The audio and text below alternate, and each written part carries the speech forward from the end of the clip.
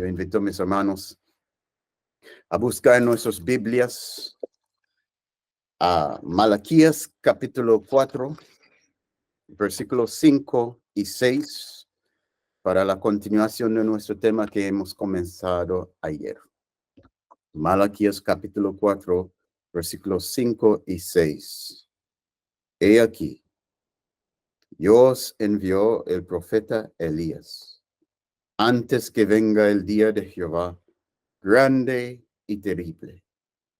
Él hará volver el corazón de los padres hacia los hijos, y el corazón de los hijos hacia los padres.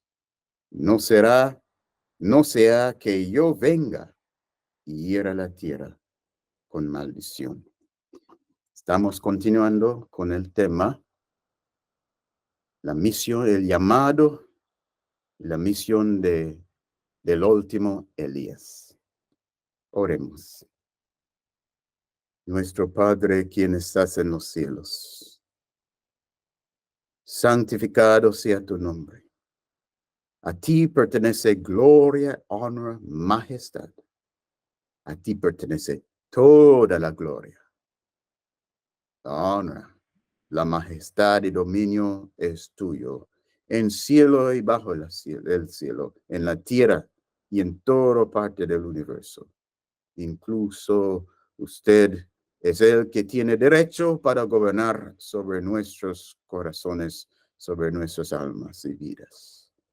Invitamos a ti, oh Dios soberano, acerca de cada uno de nosotros, en nuestra reunión. Y es maravilloso que hoy en día, justo que tu palabra dice que en los días, en la estación de la lluvia tardía, que tu espíritu, el espíritu de gracia y suplicación que usted va a derramarlos sobre las familias aparte. Estamos aquí en diferentes lugares apartes, pero a pesar de eso estamos reunidos, oh Señor, justo como usted tiene planes para unir su pueblo en esos últimos días, en diferentes lugares, pero unidos en propósitos, unidos en un solo enfoque. Que así será hoy, Señor. Pedimos por un derramamiento del Espíritu Santo especial, más allá del pasado, Señor, porque el tiempo demanda que despertamos a la realidad de nuestra condición, a la realidad de la seriedad del tiempo, a la realidad de nuestra necesidad, a la realidad de tu gran dignidad a ser exaltado y glorificado en este mundo oscuro, en este tiempo. Tu nombre, oh Señor, tiene que ser elevado, tiene que ser alabado, tiene que ser exaltado en tu pueblo. Por eso invitamos a ti esta mañana a acompañar, que tu Espíritu Santo nos guíe nuestros pensamientos, nuestros sentimientos. Toma mi mente, oh Señor, toma mi corazón y toma mi boca y utilizarlo como instrumento tuyo para expresar lo que hay en ti para nosotros en este momento. Yo pido en el nombre de Jesús. Amén.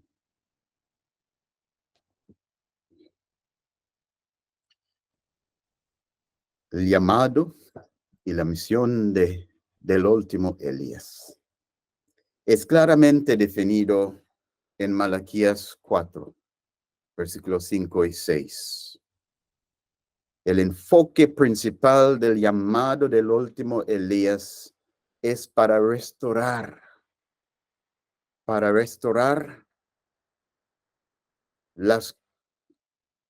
el orden antiguo, restaurar lo que Dios había instituido desde el inicio como representación de su reino aquí en la tierra. ¿Y cuál es la representación del reino de Dios aquí en la tierra es la familia. El reino de Dios, principalmente,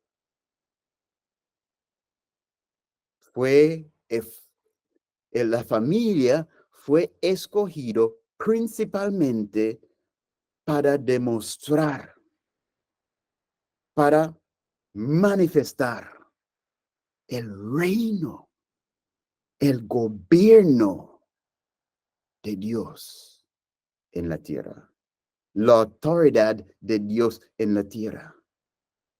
Muchos han perdido esta vista. Muchos han perdido este entendimiento, aún en la iglesia. Muchos piensan que la institución que refleja el reino de Dios en primer lugar, en lugar primordial, es la iglesia.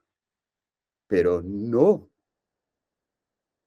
La iglesia también está construido sobre el fundamento, está dependiente del fundamento de la familia mismo.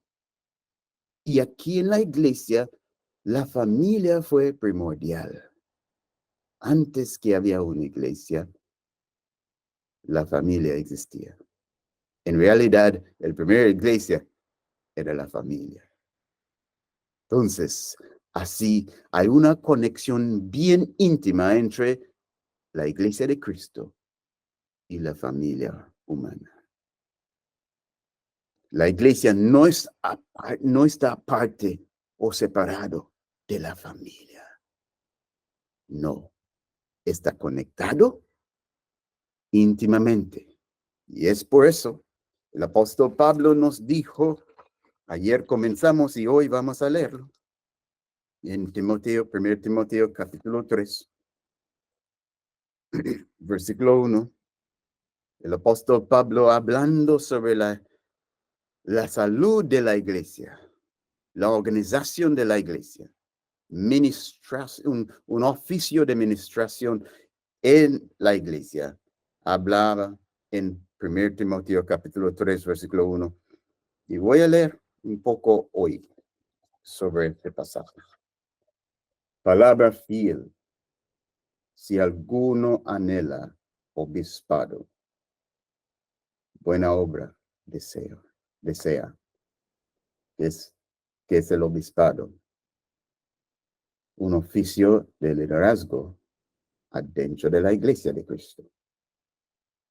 Un oficio pastoral para cuidar el rebaño y cuidar iglesias locales del Señor Jesucristo. Un obispo es un pastor de almas bajo el gran pastor, bajo el buen pastor Jesucristo. Y él dice que esa es buena obra. Pero es necesario que el obispo sea irreprensible, marido de una sola mujer, sobrio, prudente, decoroso, hospedador, apto para enseñar, no dado al vino, no pendenciero, no codicioso de ganancias deshonestas, sino amable, apacible, no avaro. ¿Y cuál? ¿Y dónde vamos a encontrar esos tipos de hombres? ¿Cómo vamos a saber que alguien es calificado para ser obispo en el rebaño de Dios, en la iglesia de Dios? Debemos mirar a un lugar. ¿Dónde vamos a mirar? Que gobierne bien su casa y tenga a sus hijos en sujeción con toda honestidad. Entonces, ¿dónde vamos a mirar para encontrar obispos? Vamos a mirar los hogares que forman parte de la iglesia. Ahí vamos a encontrar. Ahí vamos a poder examinar los varones que tenemos para ver si ellos están manifestando habilidades de liderazgo, habilidades para gobernar en sus propias experiencias en su hogar. Entonces, la iglesia no está separado del hogar. La iglesia está íntimamente conectado con el hogar. Y la salud de los hogares, la salud de la familia, es la salud de la iglesia. No existe una salud mística de la iglesia que está apartado o separado de la salud de la familia. La salud de la iglesia es la salud de las familias. Dice, pues el que no sabe gobernar su propia casa, ¿cómo cuidará la iglesia de Dios? No un neófito, no sea que envaneciéndose caiga en la condenación del diablo. También es necesario que tenga buen testimonio de los de afuera, para que no caiga en descrédito y en lazo del diablo. Y aquí podemos ver por qué no hay en la Biblia ordenación de mujer al obispado. Porque la calificación es basado en el original orden que Dios había establecido aquí en la tierra para representar su gobierno, la familia. Y la cabeza de cada familia, ordenado por Dios, es un varón. Como Adán fue cabeza de su familia y su familia inmediata, Eva y sus hijos. ¿Quién somos? Pero él sigue hablando, diciendo, también es necesario, versículo 8, los diáconos, asimismo, deben ser honestos, sin dobles, no dados a mucho vino, no codiciosos de ganancias deshonestas, que guarden el ministerio de la fe con limpia conciencia. Y estos también sean sometidos a prueba primero. ¿Cómo vamos a probarlos? ¿Dónde vamos a probarlos? En sus hogares, examinando, observando sus familias. Estos también sean sometidos a prueba primero, y entonces ejerzan el diaconado. Sí son irreprensibles. Las mujeres, asimismo, sean honestas, no calumniadoras, sino sobrias, fieles en todo. Los diáconos sean maridos de una sola mujer y que gobiernan bien sus hijos y sus casas. Porque los que ejerzan bien el diaconado ganan para sí un grado honroso y mucha confianza en la fe que es en Cristo Jesús. Ahí vemos, mis hermanos, que estamos perdiendo tiempo si estamos hablando sobre preparación por la segunda venida del Señor Jesucristo.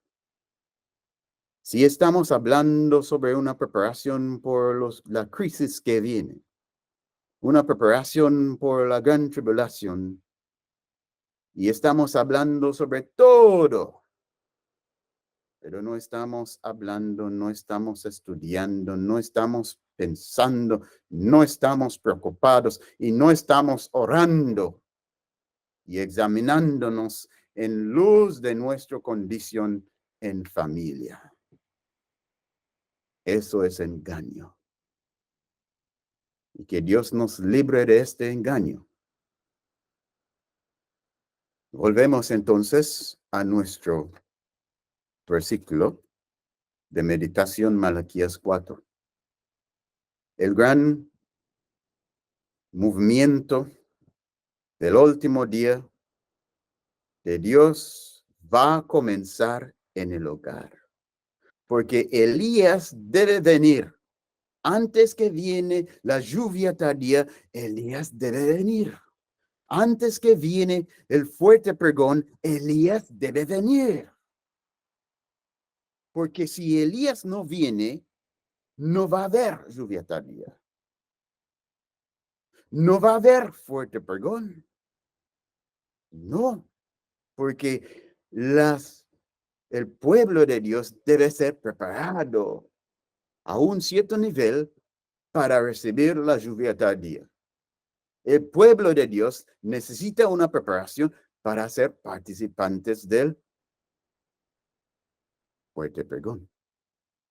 Y este es el llamado de Elías para traer al pueblo de Dios un mensaje importante para restaurar el fundamento antiguo, el fundamento original del reino de Dios en la tierra, en la iglesia, la familia. Por eso él dijo, he aquí yo envío el profeta Elías. ¿Cuándo? Antes que venga el día de Jehová, grande y terrible. Esta misión tiene que ver con una preparación para encontrar nuestro Señor en gloria y majestad en el gran día de su venida, la segunda venida del Señor. Y en la misión de Elías es esto. Él hará volver el corazón de los padres hacia los hijos. En un tiempo cuando los padres, cuando la gente estimar más sus placeres y estima y ama tanto sus placeres que el sexo vuelve a ser un gran ídolo. Tan gran ídolo que el placer asociado con el sexo es estimado, pero el fruto de la unión de los cuerpos es menospreciado. En un día cuando el fruto del vientre es menospreciado, es despreciado. En un día donde los madres y los padres están sentenciando sus hijos a la muerte. En estos días vendrá Elías para volver el corazón de los padres hacia los hijos y el corazón de los hijos hacia los padres. Porque si esta obra no es hecho antes que venga el gran día del Señor, la tierra va a ser bautizado, encerrado en maldición. El Señor dijo, no sea que yo venga y hiera la tierra con maldición. Entonces, un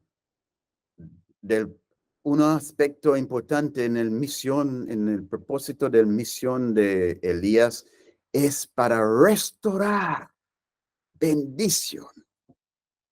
Es para facilitar la bendición divina sobre las habitantes de la tierra. Una bendición que Dios quiere derramar sobre la tierra en un cierto orden. Esa bendición es lo que Dios quiere traer, no maldición. Él quiere que Elías haga su trabajo para que los habitantes de la tierra sean preparados por la bendición. ¿Y cómo esa bendición va a caer? En un cierto orden. Es una bendición preparados para ser puesto sobre familias. Si no sabía eso, voy a tomar un pequeño momento para introducir ese concepto a nosotros. Vamos a Zacarías capítulo 10. Zacarías capítulo 10, hablando sobre la lluvia tardía. El versículo 1 dice, pedid a Jehová lluvia en la estación tardía.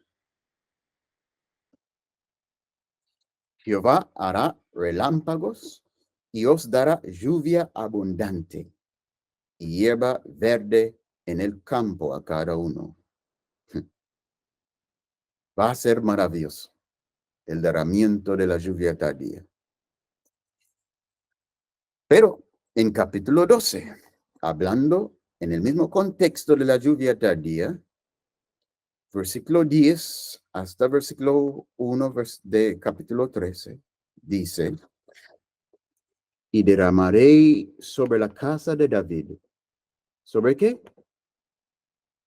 Sobre una casa.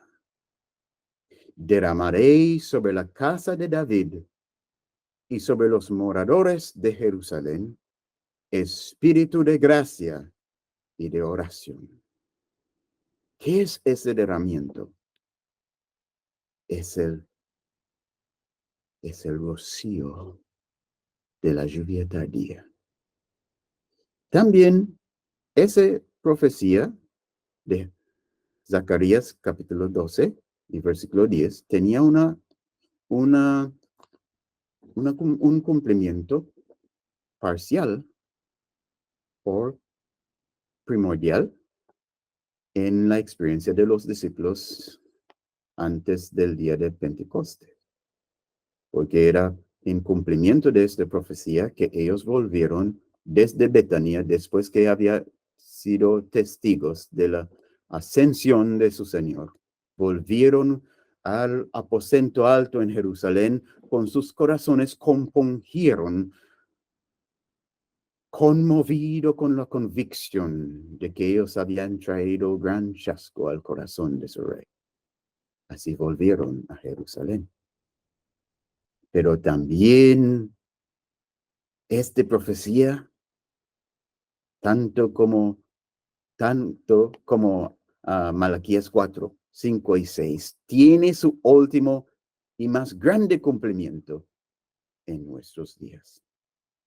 Derramaré sobre la casa de David, sobre los moradores de Jerusalén, espíritu de gracia y de oración, y mirarán a mí, a quien traspasaron, y llorarán como se llora por hijo unigénito, afligiéndose por él como quien se aflige por el primogénito. La estación de la lluvia tardía es un periodo de gran llamado a un enfoque de Cristo. Un verdadero manifestación del espíritu de preparación por la venida del Señor es marcado por una sensibilidad, una elevación de la sensibilidad de los corazones del pueblo profesante de fe en Cristo Jesús, en Cristo mismo. No es un enfoque en muchas cosas, pero no hay enfoque en Cristo. Todo eso es falso. El verdadero preparación por la lluvia tardía va a ser marcado con un despertamiento, por un celo, por una sensibilidad en el pueblo de Dios, por los intereses de Jesucristo. Los que van a recibir la lluvia tardía van a ser un pueblo con su enfoque principal en Cristo y en su gloria.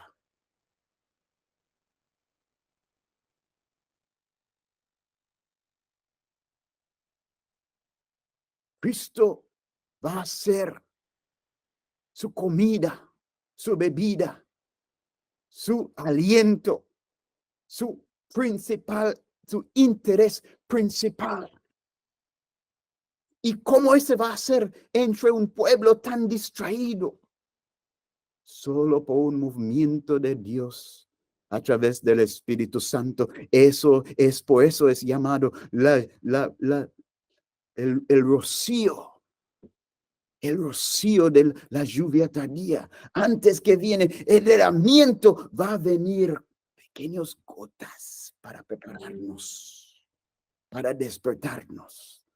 Como antes que Dios derramaba la lluvia temprana sobre los apóstoles y los discípulos en el aposento alto en Jerusalén, Jesús saliendo de Jerusalén, llevando a sus discípulos a Betania para ver su ascensión, dijo a sus discípulos, soplando sobre ellos, y dijo, reciben el Espíritu Santo. Eso era el rocío de la lluvia temprana, ese primer soplo, ese pequeño soplo de su boca era lo que ayuda a prepararlos para ver las cosas como deben ver, para quitar ellos donde ellos estaban en una vida enfocándose en su mismo, enfocándose más en Israel que en Jesús. Tanto que cuando ellos estaban pasando su último día con ellos, el registro que leímos en Hechos capítulo 1 era eso, que su enfoque estaba no en Cristo. Aún en el último día con Jesús, su enfoque no estaba con Cristo, no estaba en Cristo. Ellos estaban preguntando en versículo 6 de Hechos 1, entonces los que habían reunidos le preguntaron diciendo, Señor, ¿restaurarás el reino a Israel en este tiempo? Ellos están en una condición de grande equivocación. Tenían todavía más celo por la honra de Israel, por la honra de su nación, por la exaltación de su nación encima de las otras naciones, que ellos tenían celo a la exaltación de Cristo su Rey. Y hoy en día tenemos el mismo tipo de enfermedad. Muchos de nosotros tenemos más celo por nuestras denominaciones que por la exaltación de nuestro Rey Supremo, Cristo Jesús. Estamos en las garras de grandes engaños y no sabemos. No sabemos, hablamos mucho sobre el 144,000, pero no entendemos que para ser parte del 144,000, primera cosa que necesitamos es un enfoque principal en Cristo Jesús y sus glorias. Porque ellos son quien sigue el Cordero a donde quiere llegar. Sus ojos y los ojos de su corazón, de sus afectos, no apartará del Cordero. Entonces es necesario que Dios hace algo en nosotros para poner nuestro enfoque correcto, para librarnos de una religión sin Dios, una religión que está enfocándose en verdades, pero no en la verdad.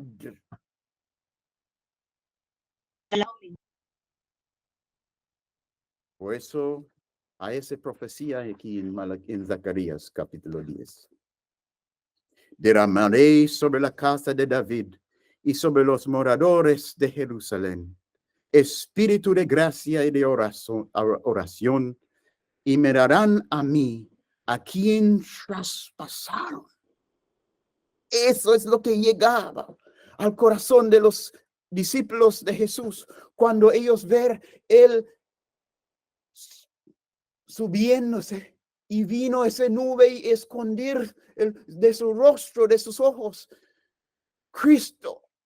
Por la primera vez, cuando ellos no podían ver Jesús nada más con sus ojos naturales, por la primera vez, sus ojos espirituales fueron abiertos y ellos llegaron a un discernimiento de la dignidad verdadera de Cristo, de su Salvador, y llegaron a entender que nunca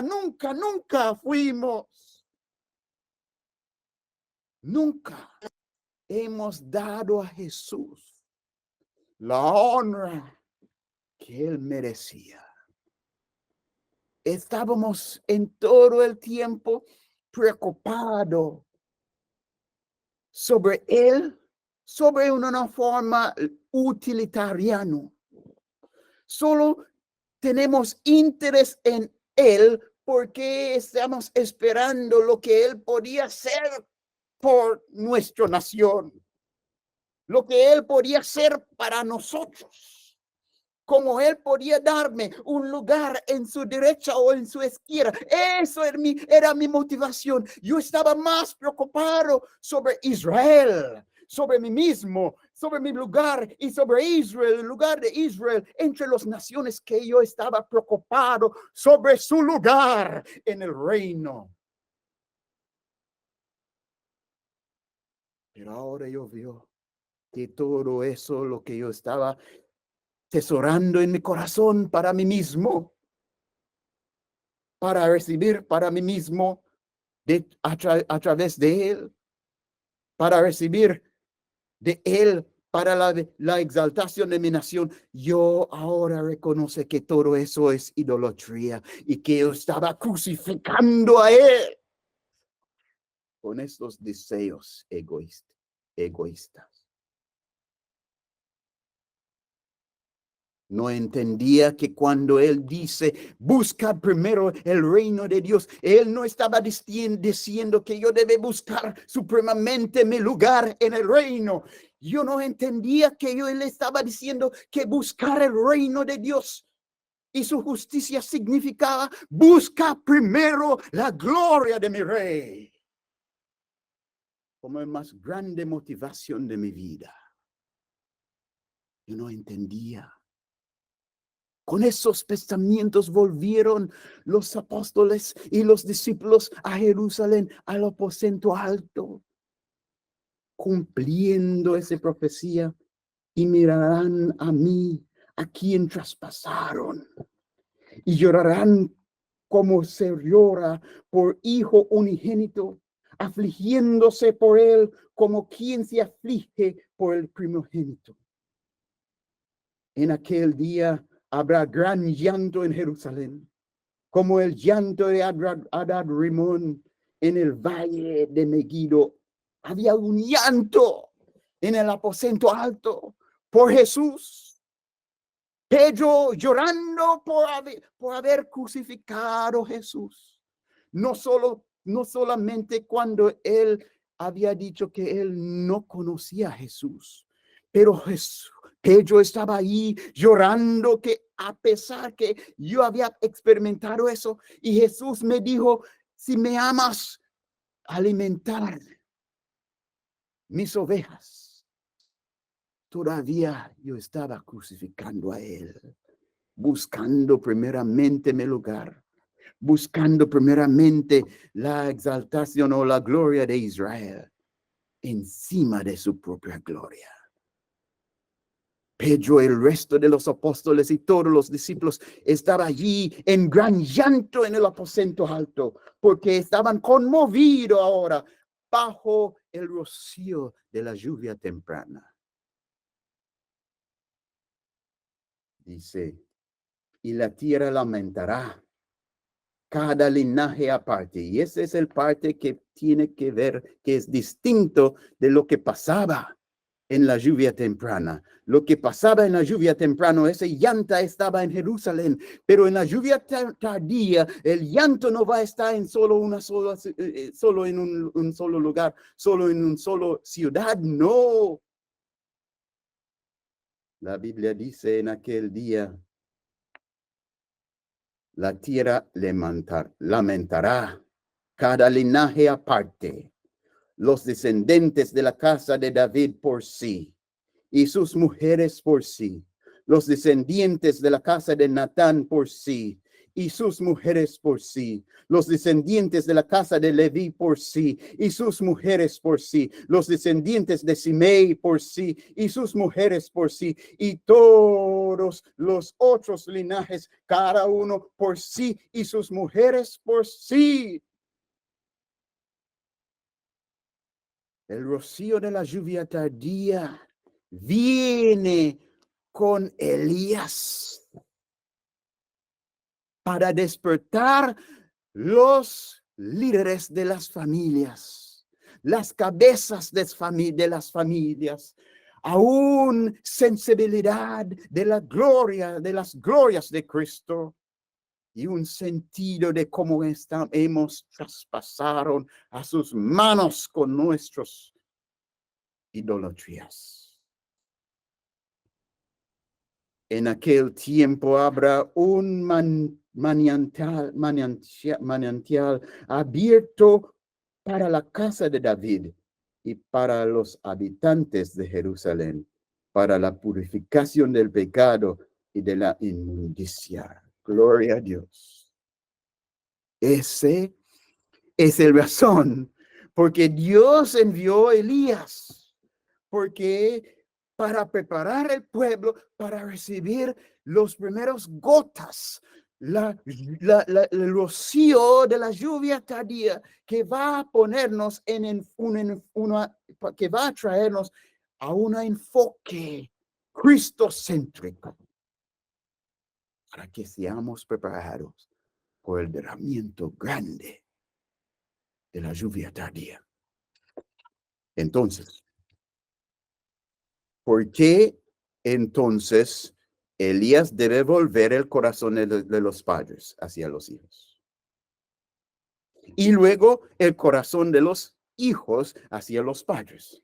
¿Por qué? Porque afuera de esta obra no hay piedad. No queda piedad en la tierra. Si no hay restauración de una actitud correcta hacia nuestros padres, no va a haber piedad en la tierra. Mis hermanos, nuestra actitud hacia nuestro Padre terrenal afecta mucho en la vida. Por eso, esta profecía de Elías no habla sobre madres, habla principalmente sobre padres y sus hijos. Porque el padre es representante de la autoridad. Él representa autoridad. El padre representa gobierno. Porque él es la cabeza de la familia. Y él es representante de Dios.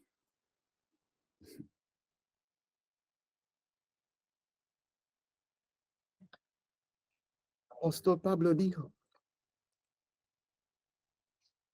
vamos a leerlo. En 1 Corintios, capítulo 11.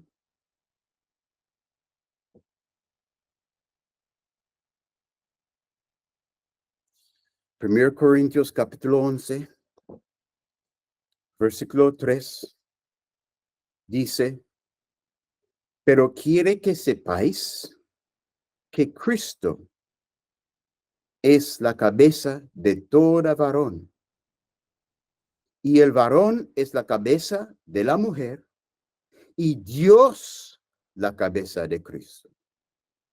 El gobierno de Dios en todo el universo es un gobierno representativo. El cabeza supremo es Dios, el Padre. Él es el único que no tiene una cabeza encima de él. Él es la cabeza principal. Pero este cabeza principal tiene sus representantes.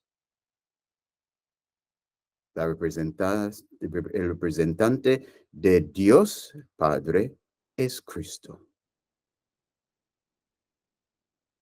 Y Cristo es cabeza de su representante en el gobierno aquí en la tierra. ¿Dónde está el gobierno aquí en la tierra? Está en el hogar, como yo estaba diciendo. Está el hogar, tu familia. Mi hermano, tu familia es la representación del reino de Dios aquí en la tierra. Estás sujeto a la ley de Dios. Estás sujeto a la autoridad de Dios, varón. Así dice. Pero quiero que sepáis que Cristo es la cabeza de todo varón. Y el varón es cabeza de la mujer. Entonces, ¿quién es el varón en el hogar? Representante de Cristo. ¿Y quién es Cristo? Representante del Padre Supremo. ¿Y quién es la mujer? Delante de sus hijos. Representante de su marido. Cada mujer, cada hombre debe conducirse en su hogar no como rey supremo, pero como un gobernador representando a Cristo, quien representa al Padre. Cada mujer debe conducirse en su hogar delante de sus hijos como representante de su marido. ¿Quién representa a Cristo? ¿Quién representa a Dios? Eso es el orden. Cualquier otro tipo de conducta es traición. Un hombre que no representa a Cristo está manifestando rebelión y traición. Una mujer que no representa a su marido está manifestando rebelión y traición. Por eso, para que haya un orden y hay una línea de orden celestial, es necesario que cada representante tome en serio su llamado, tal como Cristo es bien serio sobre su llamado y dice, yo no vino para hacer mi propia voluntad, pero hacer la voluntad de Él quien me envió. Yo siempre hacer las cosas que agrada a mi Padre. Así También cada marido tiene llamado para representar el reino de Dios, para representar su cabeza, Cristo, que es representante del gran cabeza, Dios el Padre. Y cada mujer no tiene un llamado a menospreciar su marido, pero debe ser sujeto, como dicen las escrituras, en tantas diferentes partes, porque así dice la ley. Sea sujeto a su marido, porque tu marido es cabeza. Él representa a Cristo y Dios para ti en tu familia. Y todos los hijos deben ser sujetos también a su madre. Y va a haber unidad en la familia cuando la madre está manifestando una autoridad sobre sus hijos que está en acuerdo con la autoridad que su marido está llevando delante de Cristo. Ahí va a haber unidad. Pero muchos hogares hoy son divididos. Pero antes que llego a la mujer, yo quiero volver al llamado de Elías a los varones. A los varones. ¿Por qué él está llamando a los padres? Porque los padres son los que representan Dios el Padre. Son los representantes de la autoridad suprema en la familia, delante de los hijos. Entonces, nuestra actitud y la psicología confirmó que nuestra actitud hacia nuestra madre refleja nuestra actitud religiosa, refleja nuestra actitud a la iglesia. Como la mujer representa a la esposa, representa a la iglesia de Cristo. O los deberes de la iglesia de Cristo muestra a cada esposa sus deberes en el matrimonio. Así también, como hijos, nuestra actitud hacia nuestras madres va a ser reflejado en nuestra actitud hacia la iglesia. Los que aman sus madres van a ser gente religiosos, gente que le gusta ir a la iglesia, gente que le gusta participar en la iglesia. Pero alguien puede tener una buena relación con su madre y no tiene buena relación con su padre. Y eso es muy común en la tierra. Y Dios sabe eso. Por eso Él está poniendo la énfasis aquí con relación a los padres. Porque en la tierra hay muchos, la gran mayoría de los hijos tienen buena relación con su madre. El problema es las relaciones especialmente con los padres. Y es la relación con los padres que es una reflexión de nuestra relación con Dios. Alguien puede ser bien religioso, puede tener oficios en la iglesia, puede ser muy celoso para hacer cosas en la iglesia, para ir a la iglesia, puede ser muy activos aún en la iglesia, pero quedar sin relación saludable con Dios. ¿Por qué? Porque no tiene una relación saludable con su Padre terrenal. Nuestra relación con nuestros padres afecta nuestra espiritualidad. Nuestra relación con nuestras madres afecta nuestra religiosidad. Podemos tener religión sin espiritualidad. Podemos tener religión sin Dios. Y esto es una de las señales de que estamos viviendo en los últimos días. Ayer leímos en 2 Timoteo, capítulo 2 Timoteo, capítulo 3. También debes saber esto, que en los postreros días vendrán tiempos peligrosos, porque habrá hombres amadores de sí mismos. No viven por la honra de sus padres. No viven por la honra de nadie, solo por su propia vanagloria. Pero dice, sin afecto natural, implacables, versículo 3, calumniadores, no hay lealtad, intemperantes, crueles, aborrecedores de lo bueno. Y versículo 4, traidores, impetuosos, infatuosos, amados de los deleites más que de Dios. Versículo 5, que tendrán apariencia de piedad, pero negarán la eficaz de ella. A estos evita. ¿Por qué la religión en los últimos días sean así? Va a terminar así. Apariencia de piedad, pero negando la eficaz de ellos. Porque no, la mayoría de las personas religiosos, la iglesia en los últimos días va a ser lleno de personas que no tienen buena relación con figuras de autoridad. Porque no tiene buena relación con sus padres. Tiene una religión sentimental.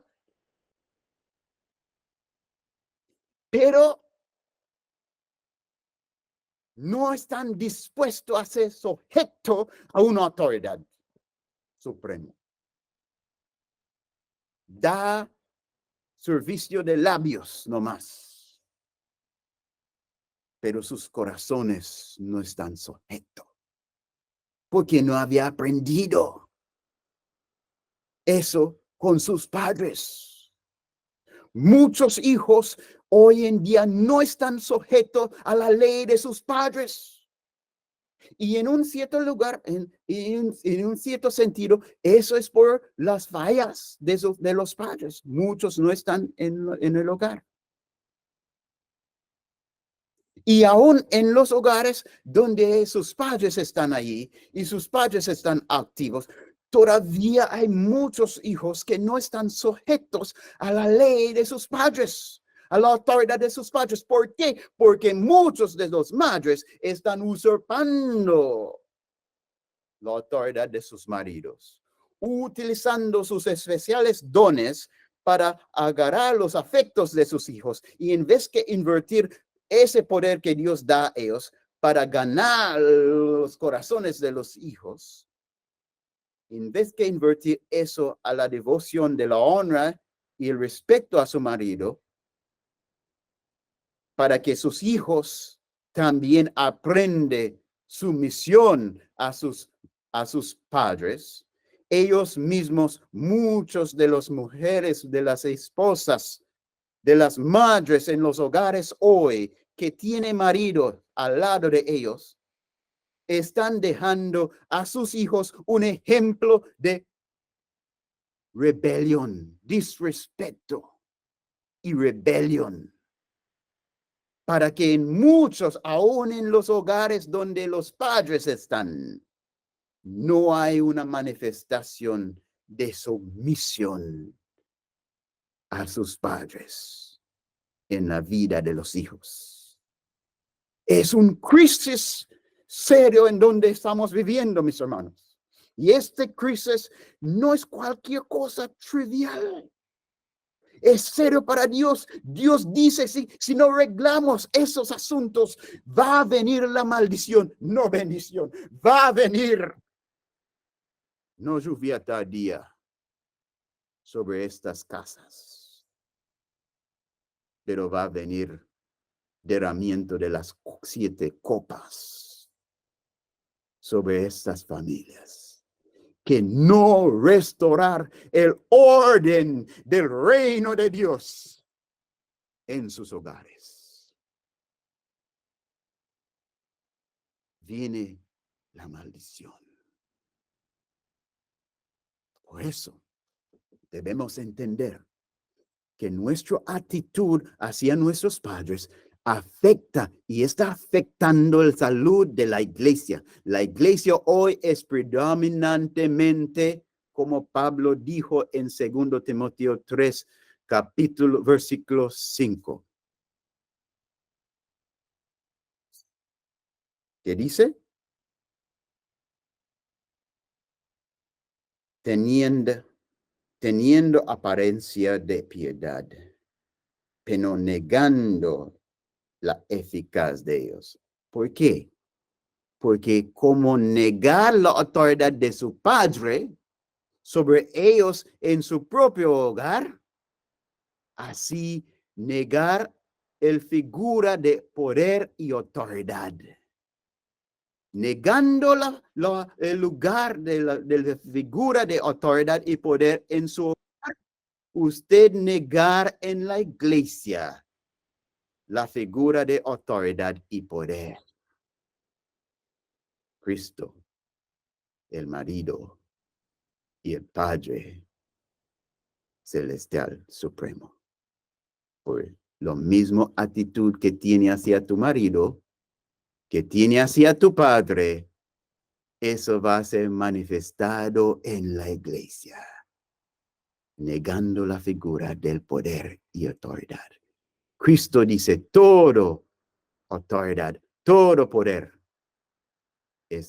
todo potestad me has dado en cielo y la tierra. Y el marido es quien representa él.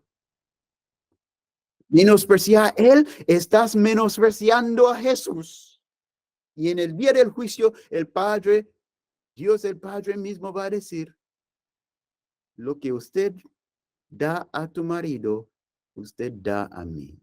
Y va a decir a muchos hijos, lo que usted mostró a tu padre, usted mostró a mí. No me honra.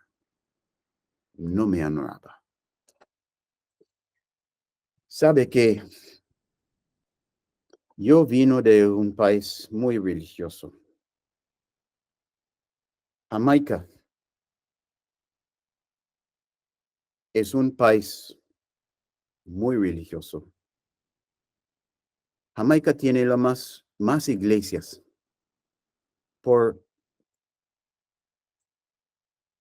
más iglesias, puedo decir seguramente que tiene más iglesias en el mundo. Si medimos por kilómetros cuadrados, Jamaica tiene más iglesias por kilómetros cuadrados en el mundo. O si medimos por la población, Jamaica tiene las más iglesias por gente que vive en cualquier otro país. Entonces, es un pueblo muy religioso. Yo creo que ese tiene que ver con los afectos tiernos que los jamaiquinos tienen así a su madre. Pero Jamaica, a pesar que es un pueblo bien religioso, no es un pueblo bien espiritual. Gracias a Dios hay algunas personas espirituales ahí. Pero en general, con la voluminosidad de la religiosidad, no hay una respuesta igual en el lado de verdadera espiritualidad, verdadera piedad. Jamaica tiene los más bares en el mundo por kilómetro cuadrado o por población. No hay otros países con más bares, tanto como no hay otro país con más iglesias. Son tan religiosos que a un día puede estar pasando un bar y es muy probable que usted puede escuchar gente, hombres borrachos ahí, en el mismo bar, citando Biblia. Pero ¿por qué hay ese? ¿Por qué el país está así? Por una falta de relación saludable con los padres. ¿Sabe que en Jamaica el cociente, el porcentaje de genios, de gente con cociente de inteligencia más grande, más alto, la más grande concentración de estas personas, de genios, encontramos en la cárcel principal de Jamaica. Increíble, ¿no? Interesante. Sí, en la cárcel Los hombres más inteligentes están allí. Pero, ¿por qué están allí si son tan inteligentes? No debe estar ahí en la cárcel. Pero están allí. Y quiero compartir por qué están ahí. Sabe que ya había predicado en el cárcel más grande en Jamaica. Y en el Día de Madres, el cartero que ir llevando cartas y trayendo cartas, en el Día de los Madres, el cartero necesita ir a ese cárcel con ayudantes, porque él solo no va a poder no va a poder recoger todas las cartas y las tarjetas que él va a recoger por el Día de Madre. Porque aún en el prisión, los hombres aman sus madres. Pero puedes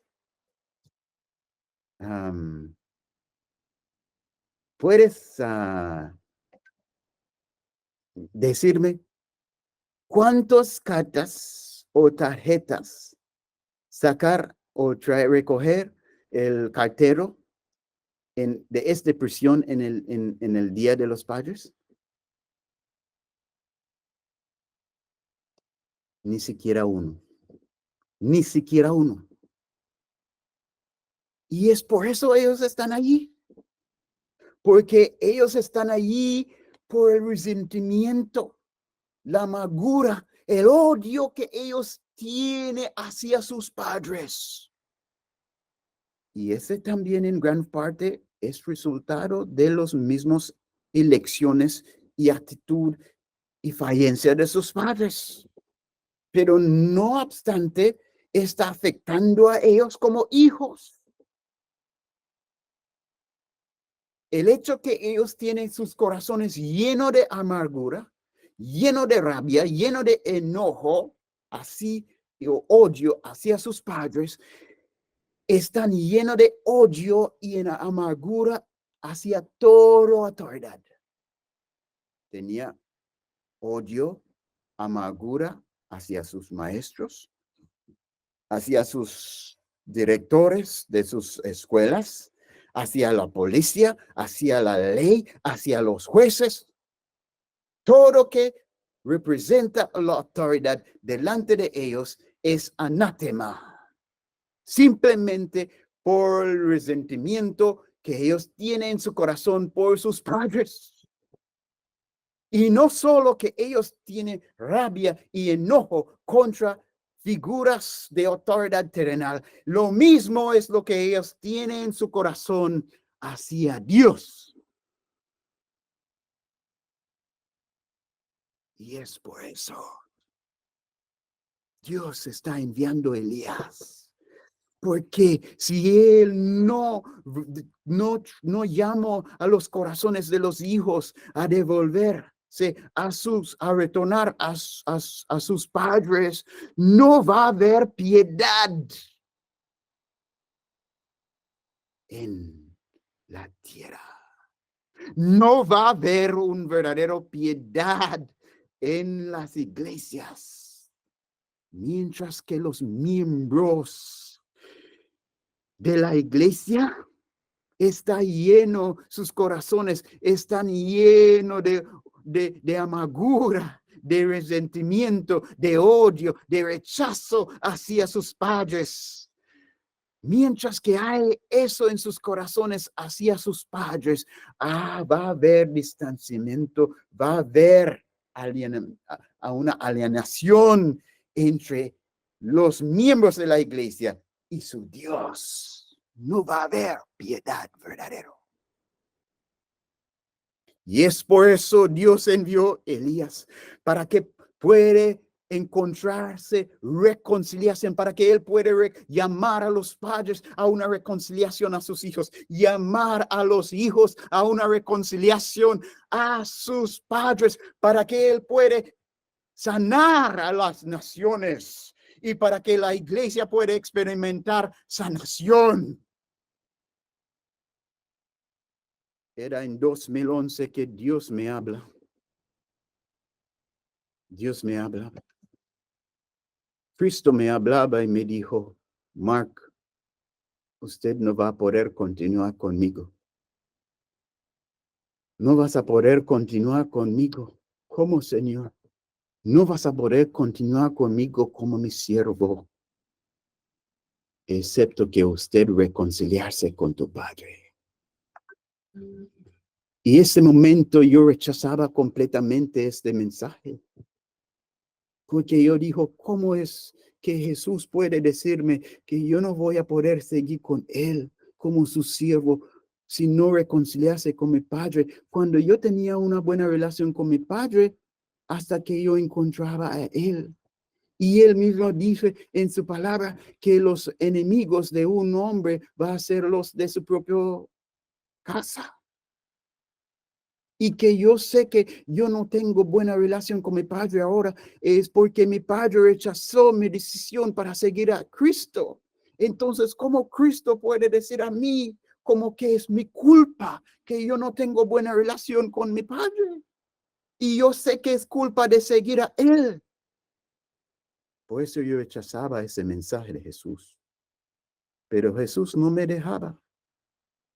Cada día que yo fui buscando a Él, buscando una palabra de Él, Él me encuentro con el mismo mensaje.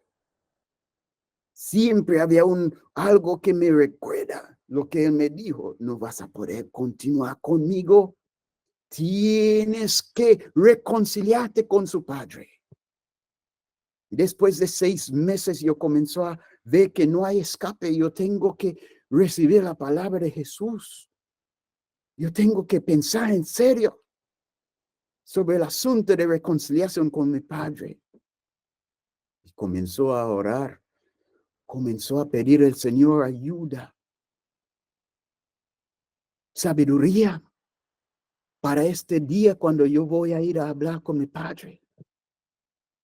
Y yo entro en ayunos y mucha oración. Y finalmente llegó el día que yo sentí que yo necesitaba ir a hablar con mi Padre. Era el 14 de noviembre. 2012. 14 de noviembre. Era el cumpleaños de mi padre. Mi padre estaba viviendo en Estados Unidos y yo estaba aquí en Bolivia. Y este día yo llamé a mi padre y yo comenzó a decir, Daddy, yo llamo a ti porque quiero hablar contigo. Quiero hablar sobre algunos de los tristezas y chascos que tengo en mi corazón por algunos de estos errores cuando estábamos creciendo. Pero antes que ir adelante con esa conversación, yo quiero que usted sepa que yo no estoy llamándote para condenarte por sus errores o por sus decisiones equivocadas. Yo estoy llamándote para decir que yo vengo para decir que yo te perdono por estos errores. Que me dejó con ciertos cicatrices en mi vida, en mi corazón. Pero quiero decirte que quiero perdonarte por esas cosas. Y también estoy llamándote para pedirte perdón por todo ese resentimiento que yo tenía en mi corazón, por tus errores, por tus falencias. Quiero pedirte perdón por todo ese distanciamiento de 20 años desde mi conversión.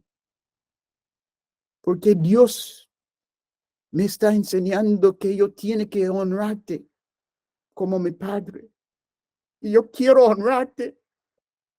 Yo quiero honrarte, Padre.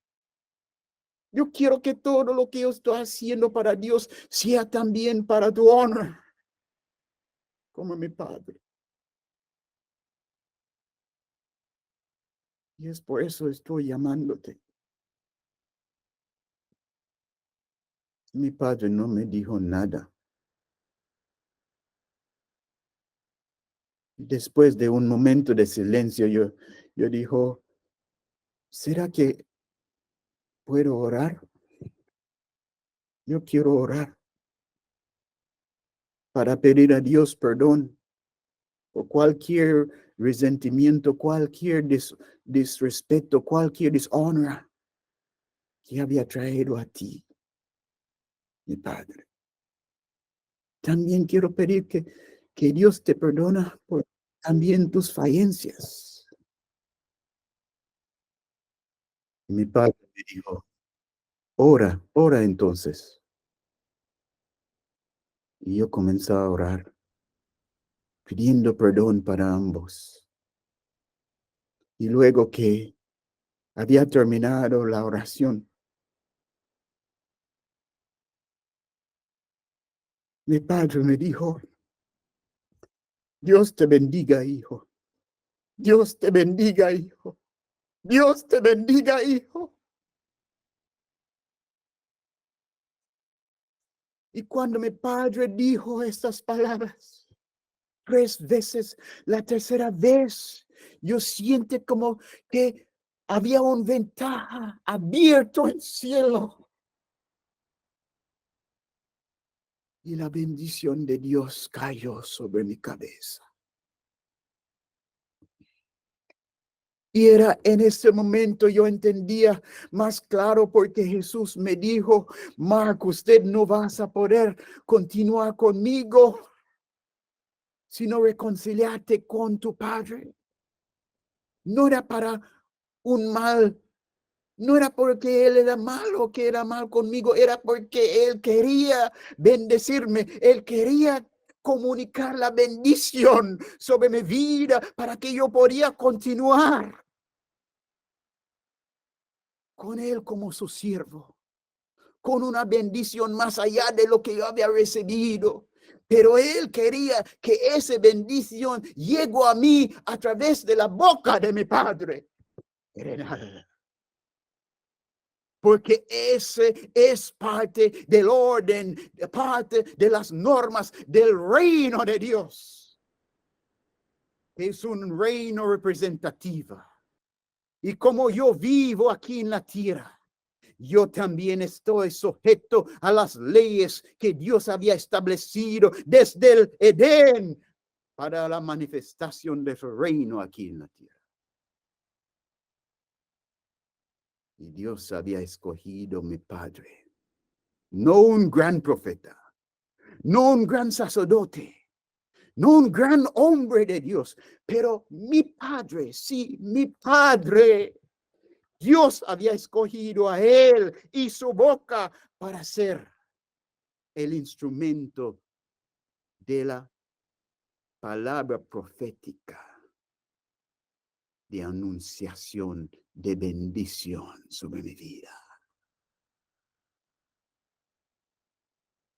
Fue un orden divino, un orden antigua, que los padres son los que tienen autoridad para hablar proféticamente en la vida de sus hijos, para dictar bendición o para dictar maldición.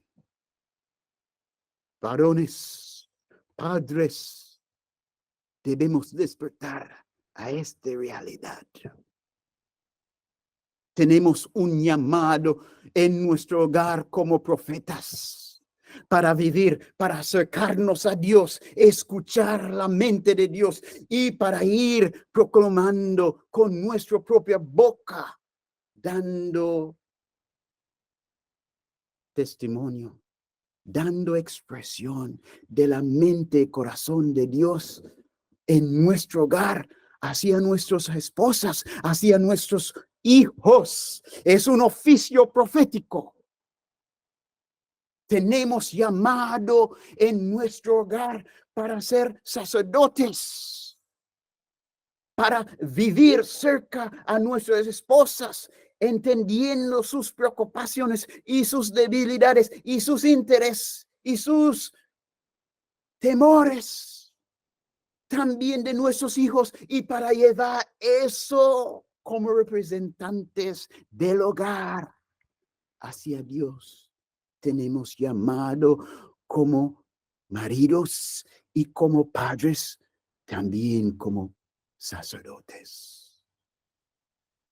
Y tenemos llamado para enforzar la ley de Dios, el orden divino en nuestra familia, a pesar de nuestros propios gustos. Todos nuestros gustos deben ser sujetos al orden de Dios.